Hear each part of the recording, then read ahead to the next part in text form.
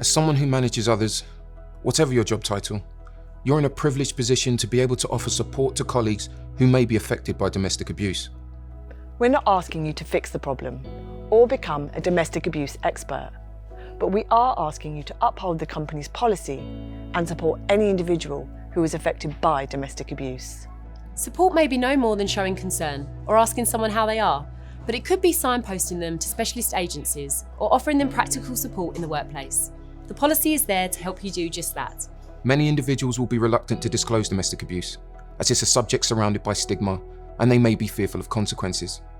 Research shows that even when someone may be facing disciplinary action, because, for example, their timekeeping is poor or absence is high because of domestic abuse, they will still be reluctant to disclose it and may even prefer to lose their job. Alternatively, some people may not even recognise what they're experiencing as abuse, but there may be signs that something is amiss through changes in their behaviour. Things to look out for could include a change in a person's absence or timekeeping, or the need to leave work or meetings early or to spend more time at work for no reason. Changes in phone use, for example, receiving phone calls or texts, avoiding calls, or a strong reaction to phone contacts. There might be a drop in their usual performance standards.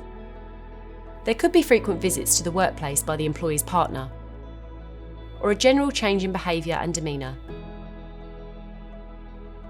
They might be secretive about home life. There could be visible bruising or an injury with an unlikely explanation, or a change in the amount of makeup worn, or give reasons not to turn the camera on when meeting online. There might be changes in the manner of dress too. For example, clothing may be used to hide injuries. There may be many reasons for these behaviour changes, but it's important to be mindful that domestic abuse could be one possible cause. So what can you do?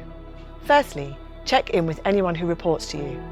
If you think something is amiss, ask if they are okay.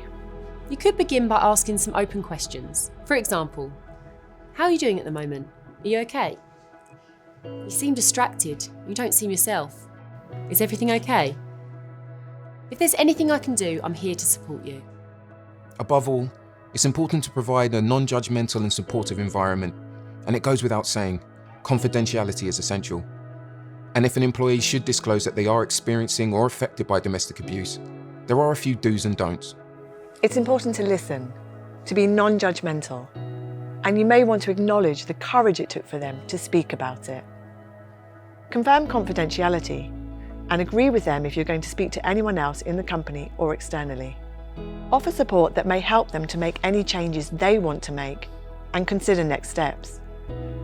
Ask if there is any practical support that can be offered and refer to the domestic abuse policy. You can also ask them if they want to know more about the concerns they have and signpost them to the list of specialist agencies who will be able to offer support to fit their individual needs.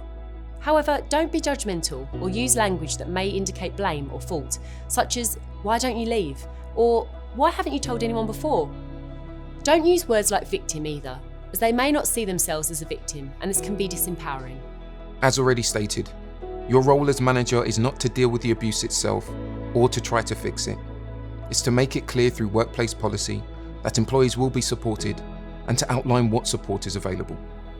You should also be aware that if someone is experiencing domestic abuse, this could directly impact on the workplace and other workers. This may include the perpetrator visiting the workplace. Consider what steps might be necessary to keep everyone in the workplace safe.